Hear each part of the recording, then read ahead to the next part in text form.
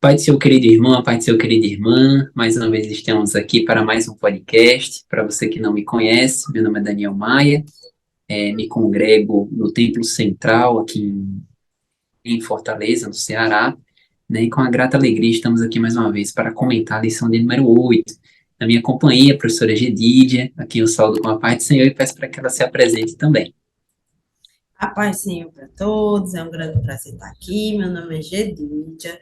Eu sou professora aqui na Assembleia de Deus no Planalto, em Natal, né? Estou aí numa ponte terrestre, ponte virtual, Ponto virtual, série estadual. Com Daniel, que está em Fortaleza. É um prazer. Que bom que você está aqui conosco para nós podermos compartilhar um pouquinho da palavra de Deus. E deixe seus comentários, deixe seu like, que a gente está sempre acompanhando para que esse trabalho cresça e possa também corresponder ao que você está esperando aí. É um grande prazer contribuir. Amém, glória a Deus. Queridos, lição de número 8, né, que tem como título Amós e Obadias. Né? Então, queridos, Amós e Obadias, né, dois livros proféticos que não são muito estudados, não são muito, não é muito comum a gente ver pregações sobre esses dois livros, né, nas igrejas. Então, certamente vão ser dois livros que também o seu aluno vai ter pouco conhecimento, né? Então, além disso, são curtos, então vale a pena o professor, antes de dar essa aula, ler os livros, né? Principalmente o livro de Obadias, nem dividido em capítulos né? Apenas é um único capítulo. Então vale a pena dar uma lida, notadamente antes, inclusive, de assistir essa aula, né? É assim que nós recomendamos para que o professor, a professora tenha um proveito maior, né, desse estudo. E o tópico de número 1, queridos, tem como título A Profecia de Amós, né? O primeiro e o segundo tópico vão tratar aqui do livro de Amós, que é um pouco maior, e o terceiro tópico da lição vai tratar sobre o livro propriamente de Obadias.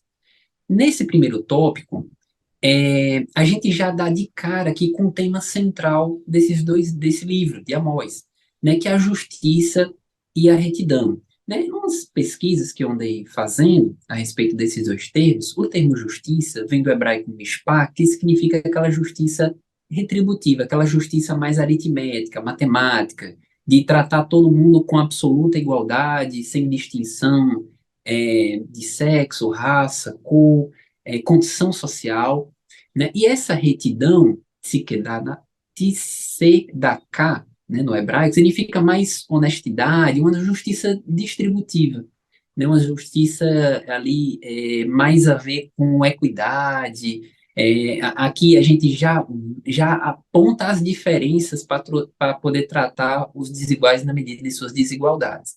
Né? Então, esses dois temas aqui são temas centrais no livro de Amós, né? Apenas também aqui para dar uma pequena introdução, Amós, como o próprio comentarista ressalta, que era um profeta natural de Tecoa, ali em Belém, ou seja, ele pertencia ao Reino do Sul, e foi usado por Deus para proferir palavras contra o Reino do Norte. Né? Então, Deus fez esse deslocamento aí do profeta, porque aquela nação, apesar de estar gozando de uma certa prosperidade material, por assim dizer, estava muito aquém dos mandamentos do Senhor, né? Estava ali cometendo diversos pecados que a gente vai aqui estudar ao longo dessa lição, e o profeta foi levantado exatamente para anunciar o juízo de Deus e também condenar esses pecados que estavam sendo cometidos. Um Ah, ponto sim, interessante, Daniel, é que a gente também cria um conceito de retidão e justiça junto com os nossos adolescentes. Como a gente sempre fala, é importante a gente ouvir esse adolescente, né? Então, por mais que eles não conheçam o histórico, o contexto de Amós, de Obadias, mas essa palavra justiça e retidão está bem familiarizada, né, na realidade de todo mundo que tem mais de 12 anos, vamos dizer assim. Então, é possível que eles tragam alguma opinião sobre o que é justiça, sobre o que é retidão. Eu gosto também da visão sobre o prumo, né? o prumo sim, do muro, o prumo de Amós, né? Que ele teve uma visão, que Deus mostrou para ele um prumo, e isso ilustra de forma concreta. Isso é um aspecto importante para o adolescente, essa questão da concretude para depois ir para a abstração.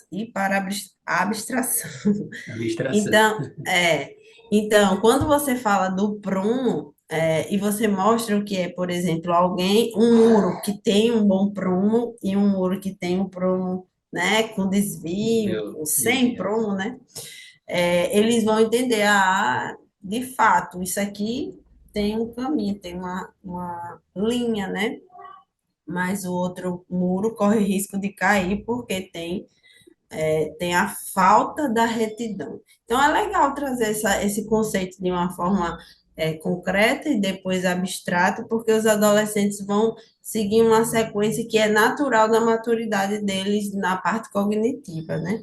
E também interessante a gente mencionar que Amós estava falando para pessoas religiosas, né? Religiosa também. É para os crentes, né? Exatamente, eram muito religiosos, e eles já prestavam muito culto, iam muito para a igreja.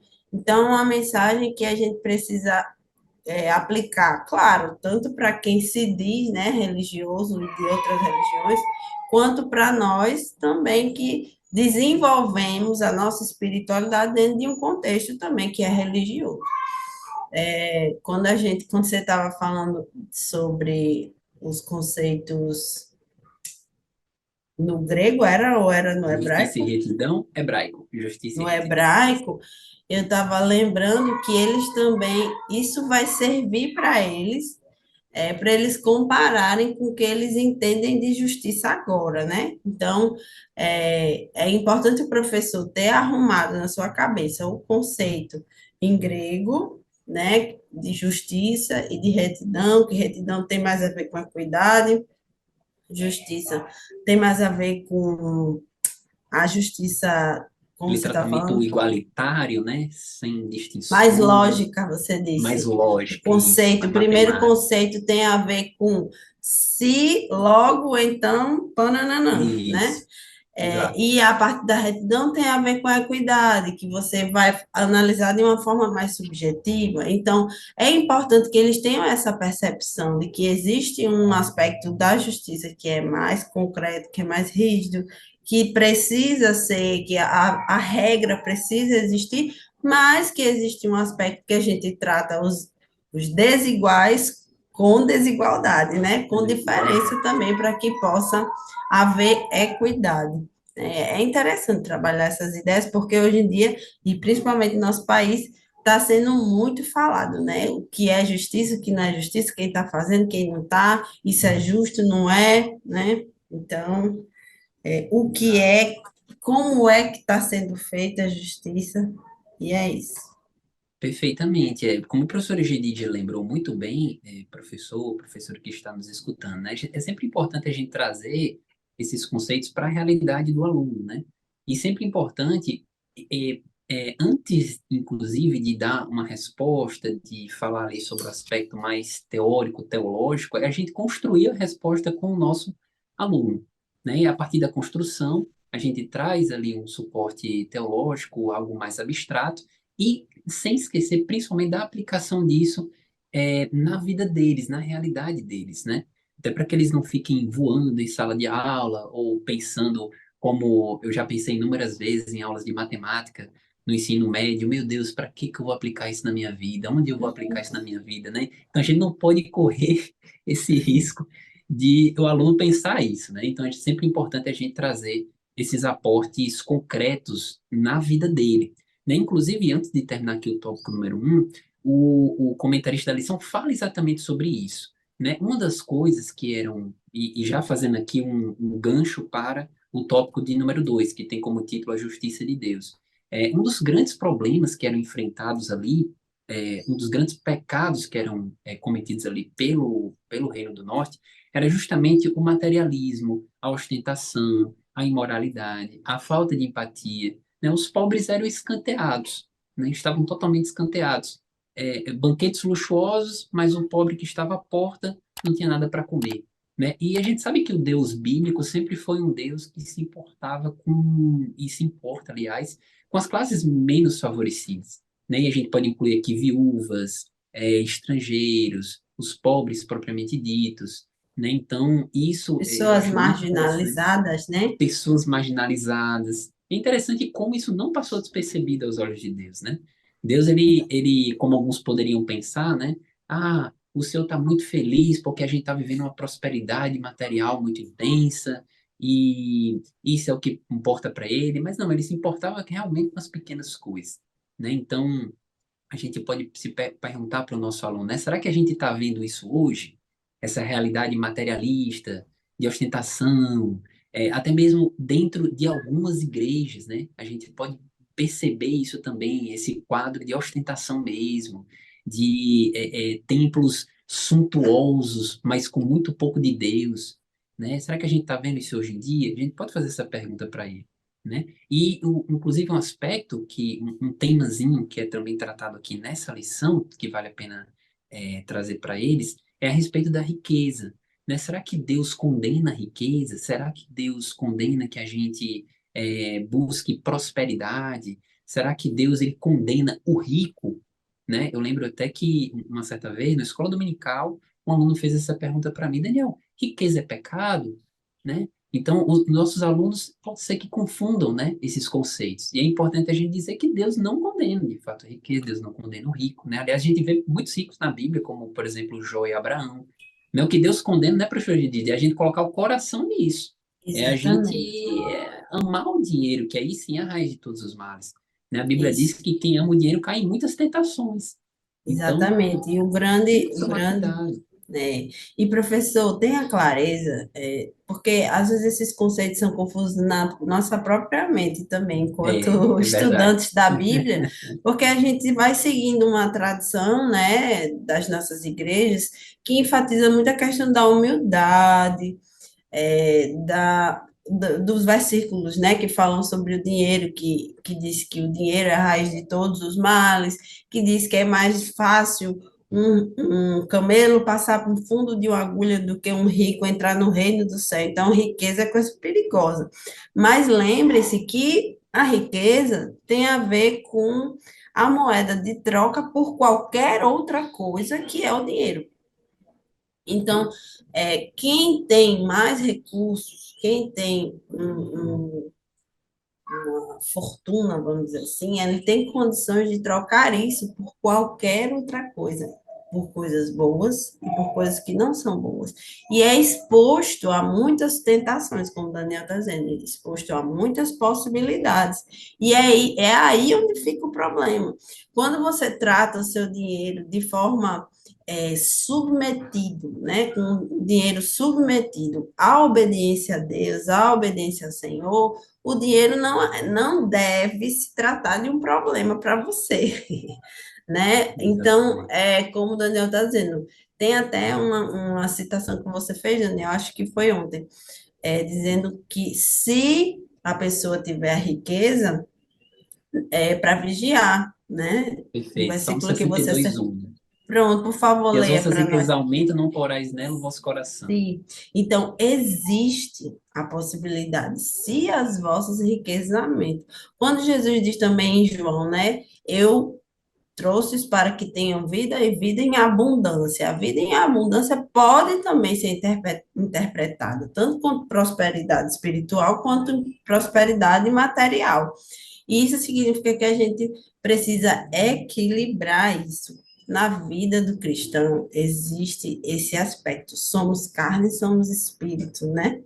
E aí precisamos alimentar o nosso espírito. Quando a gente angaria muitas fortunas, também tem um versículo de Provérbios que diz que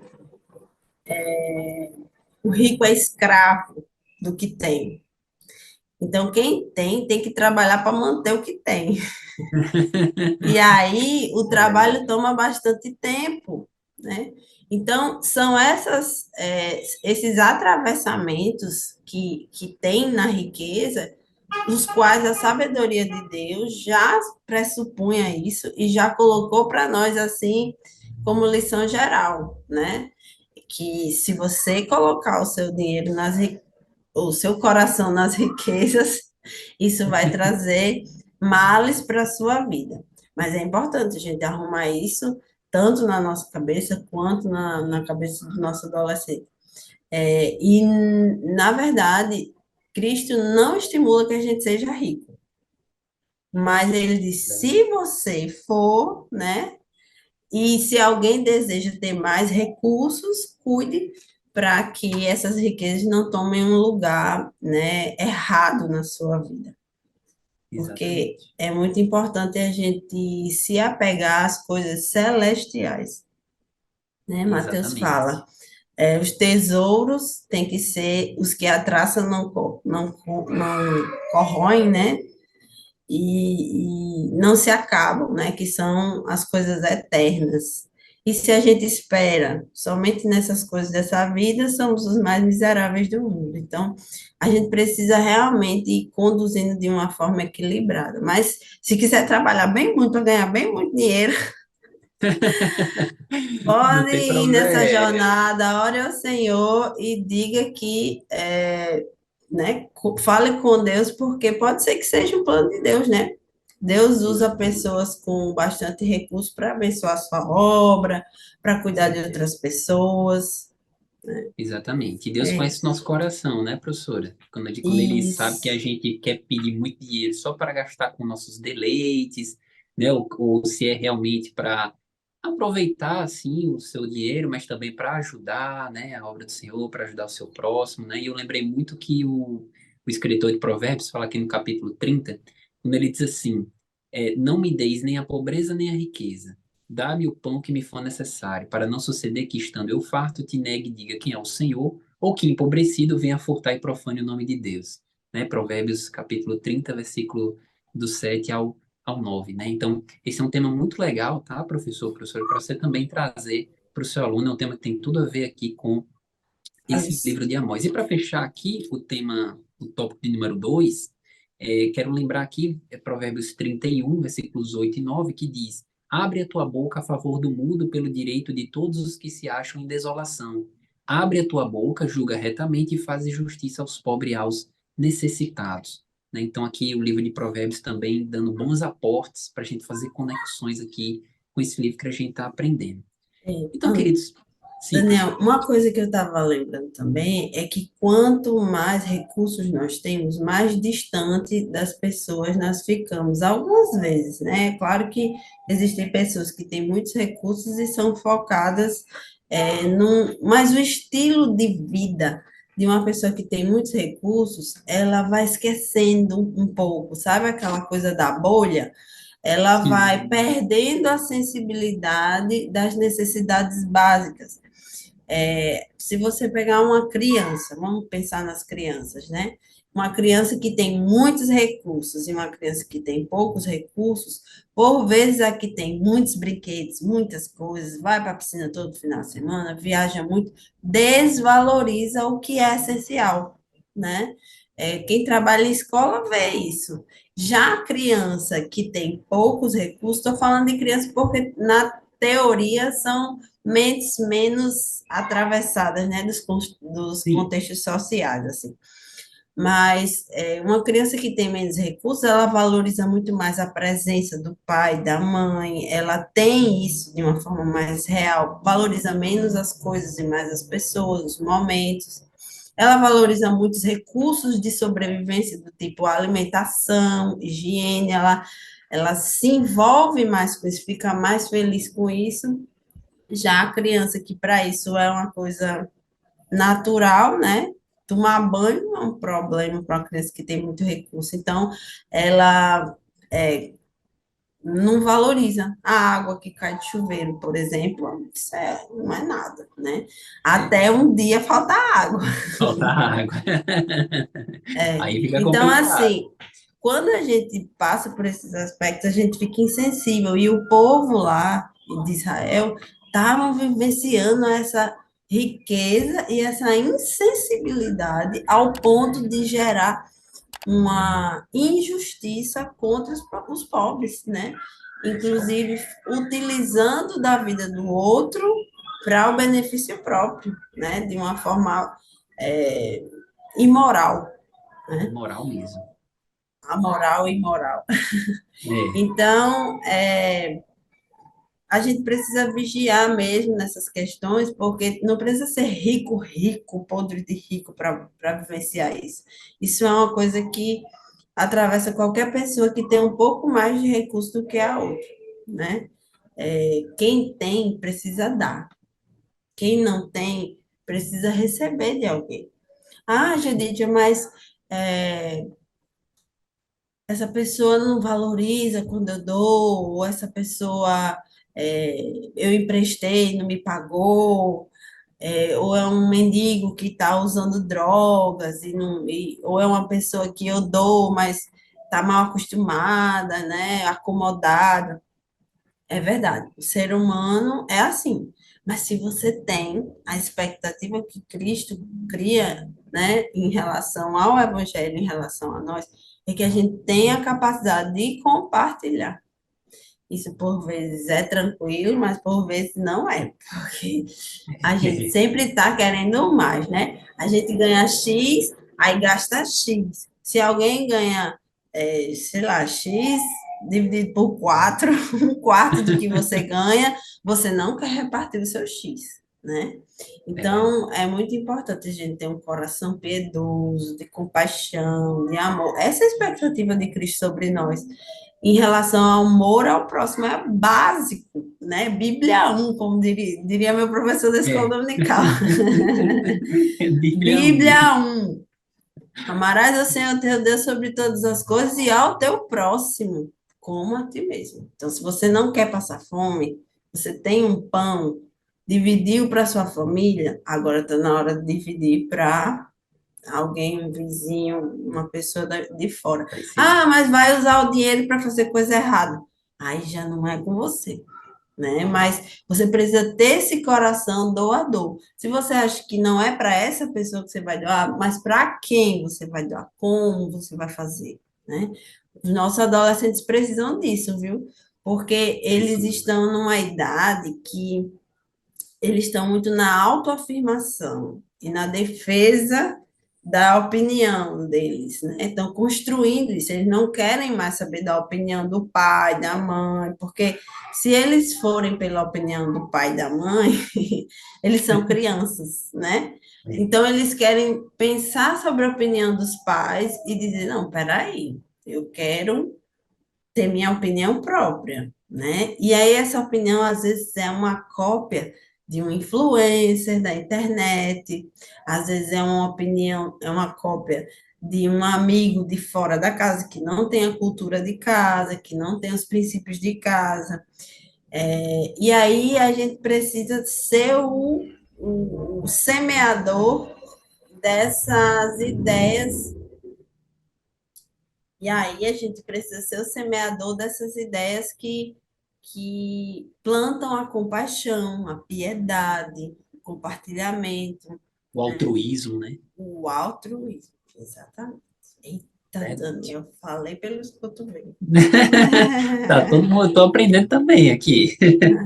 Pois é, queridos, então, para os irmãos verem como a gente aqui finaliza, né, o nosso tópico número 2 e também o livro de Amós. Então, essa temática da riqueza, do compartilhamento, é o que a gente precisa tratar com eles, né? Como o professor Egedito já falou muito bem aí, eles vivem essa fase da afirmação, de certa forma, um individualismo também, é muito comum um certo egoísmo nessa fase da vida, então a gente precisa trazer essas verdades bíblicas, né? Até mesmo para confrontá-los. Tá bom? Então, aqui, queridos, a gente termina o livro de Amós, e o tópico número 3 é o último tópico da nossa lição, fala sobre o livro de Obadias, né, que também trata de um assunto muito interessante e também pouco, talvez, pouco explorado, né, nos meios eclesiásticos, que é a questão da queda do nosso inimigo. Né? Aqui eu trazendo o contexto do livro, brevemente aqui aos irmãos, né, o rei Nabucodonosor, ele faz a terceira e última investida contra Jerusalém, né, leva cativo ali uma parte dos judeus à Babilônia, e as escrituras mostram que os edomitas se regozijaram, se alegraram. Né? Então, o profeta Obadias, ele é justamente levantado dentro desse contexto, né? E Deus mostra, né, através do profeta, que ele não gostou nem um pouco dessa atitude do povo edomita, né, de se alegrar com a queda dos judeus, né, e o mais interessante é que os edomitas, é importante a gente fazer esse resgate aqui para os nossos alunos, que eles são descendentes de Esaú, irmãos de Jacó e, portanto, irmão de Israel. Então, é uma nação irmã, né, da tribo do povo de Israel. Então, é, é interessante, eu trouxe aqui logo de cara, nessa, falando dessa temática da queda do inimigo, mas nem sequer era para serem inimigos, né? Porque eram nações irmãs. E eu lembro muito bem aqui um versículo que se encontra no livro de Provérbios, mais uma vez, livro de Provérbios, capítulo 24, 17 e 18, que diz assim: Não se alegre quando o seu inimigo cair, nem exulte o seu coração quando ele tropeçar, para que o Senhor não veja isso, se desagrade e desvie dele a sua ira, né? Uma lição aqui do Velho Testamento, mas a gente também pode lembrar do Novo Testamento também, quando Jesus diz que não é para a gente amaldiçoar quem amaldiçoa a gente, mas pelo contrário, bem dizer, né? Então, uma atitude que infelizmente está um pouco arraigada até mesmo no meio evangélico, né? De dizer, né, professor, a gente tem até músicas aí, né, que o inimigo vai ver a nossa vitória, vai, né, A gente cair, vai viu isso, passar na aquilo. prova A gente viu passar na prova, e não te exatamente. ajudou, né? Exato, vai se É tipo, arrepender, né? é, Exatamente. Então, é muito importante que a esse gente não é o traga isso. sentimento, né? O sentimento Exato. precisaria. Tem uma canção, Daniel, que é surpreendente, né? Que Hum. a gente que tem contato com os pastores, a gente vai aprendendo aqueles hinos antigos, né? E meu pai cantava uma canção que dizia assim: Quero ser paciente, ser compreensivo, manso e prudente, e compassivo. Aí olha só, ver além das aparências, teus filhos como tu, e assim não ver senão o bem em cada um. Se Aí, você entender uma que coisa precisa linda aí. ver o bem nas pessoas, em cada um, né? É Você vai verdade. perceber que realmente você vai iniciar o processo de amor ao próximo. Mas a gente tem uma tendência muito grande, a só olhar o mal e a copiar, né? E a E a copiar ainda tem isso. replicar o mal, né? E os edomitas aí estavam nesse processo, muito chiques, muito arrogantes, né? Ao ponto de que fizeram desdém da nação irmã. É, E Deus não aprova isso. Eles olharam justamente o mal e fizeram o mal com a nação irmã. O exato. amor ao próximo também é como a gente já vem falando, é uma coisa que precisa ser trabalhada com os adolescentes, né? Eles Precisa. precisam investir nessa habilidade aí. A gente precisa, enquanto professor, trabalhar essa habilidade com eles. Tudo que for de compartilhar, tudo que for de olhar no olho. O que funciona muito com adolescentes é com juvenis também, né? É você fazer grupos também fora da escola dominical, né? Você gerar encontros fora da escola dominical é você compartilhar, fazer um grupo de oração, né? Na minha congregação, a gente agora em junho vai iniciar encontros online e encontro no culto de oração. A gente vai para o culto de oração, mas é para Legal. sentar junto e orar junto, né? Glória a E aí Deus. eles se veem, né? Eles comentam alguma coisa, eles compartilham alguma coisa. E no encontro online a gente ora uns pelos pedidos dos outros, né? Então, esse movimento é muito importante, porque essa arrogância, essa insensibilidade, individualismo, isso é um cerne dessa geração, faz parte da geração digital, cada um na sua casa, fazendo o que acha que é bom, inclusive vão crescendo e se tornam um meio de trabalho, né? Um meio de enriquecimento.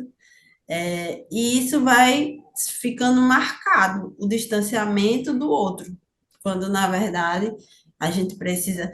O amor é o exercício do bem, né? Então, Exato. para exercitar o bem, você tem que saber como é que o outro tá. Se você não sabe, você fica neutro e não consegue amar, né? Não consigo. Então, a proximidade entre adolescentes é muito importante. Às vezes, você mandar uma mensagem para aquele adolescente que está faltando, oi, eu vi que você faltou hoje. Olha, nós oramos por você, né? Tem uma moça também no Instagram que ela orienta a gente fazer oração pelo WhatsApp. Olha, eu vou orar por você, viu? Tá bom? Senhor Deus, abençoe esse adolescente. E aí ora, porque ela disse, né, pela experiência, ela tem ministério com adolescentes já, que isso tem surtido um efeito muito importante no ministério dela. E tem muito a ver, né?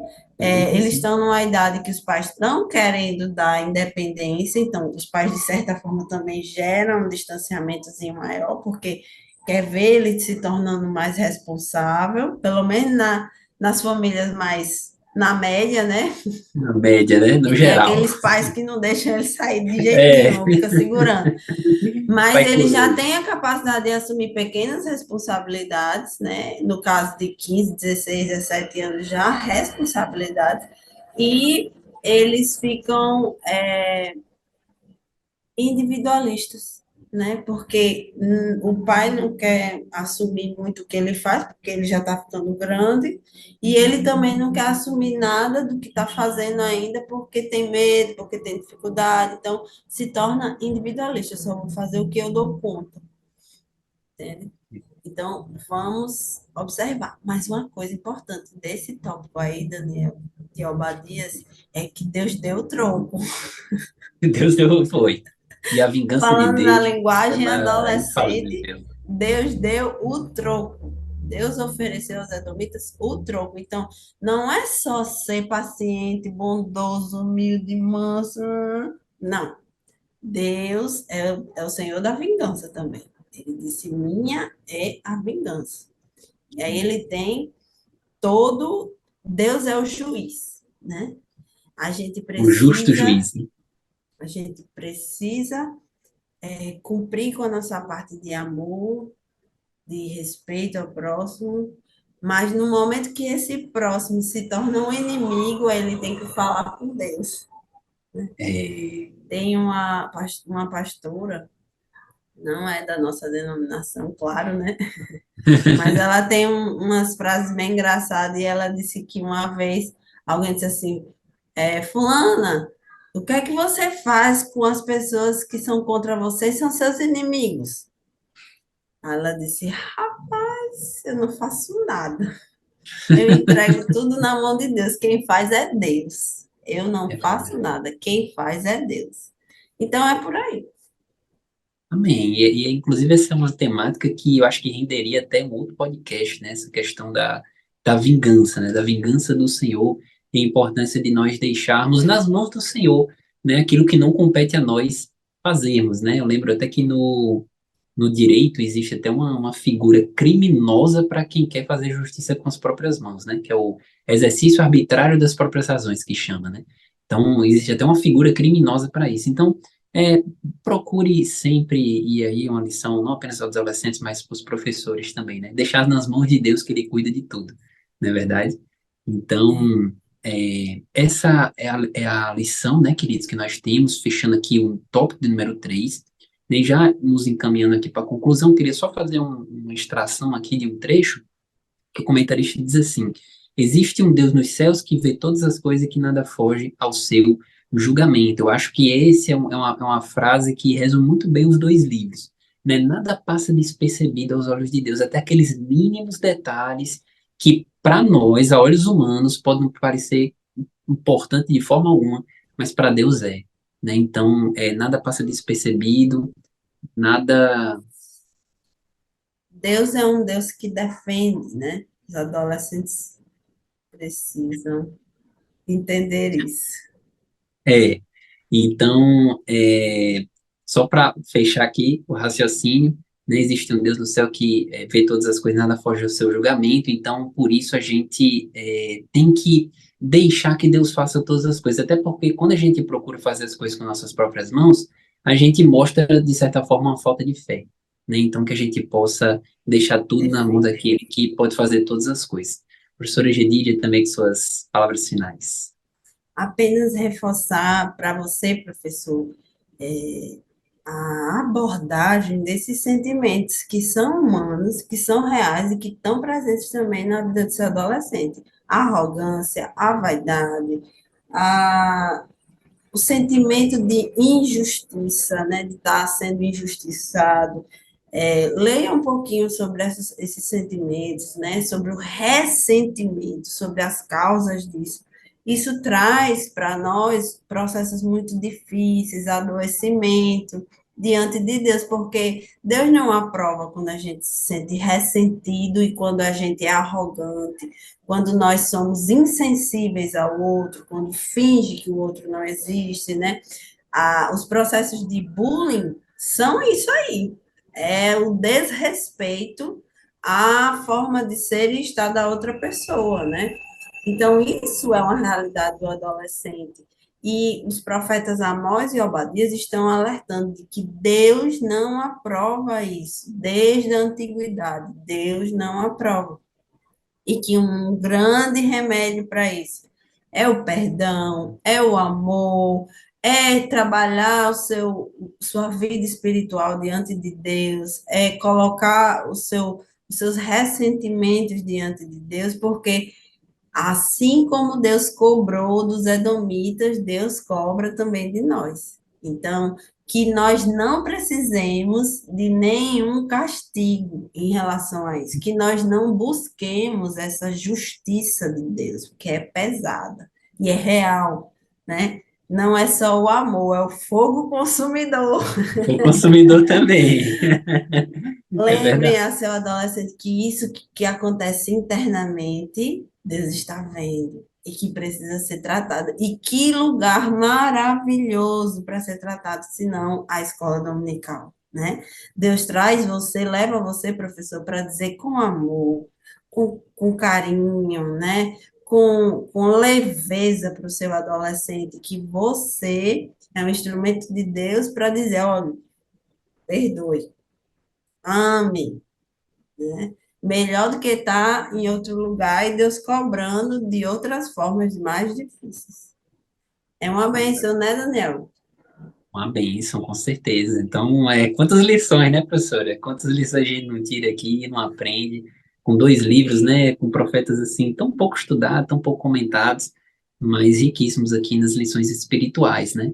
Então, esperamos, queridos, que vocês agradecemos, né, primeiramente por ter estado conosco até aqui, né, esperamos que você faça bom proveito desse podcast, que Deus abençoe a sua vida, que o Espírito Santo lhe ilumine, né, nesse momento de, principalmente, preparação da aula, né?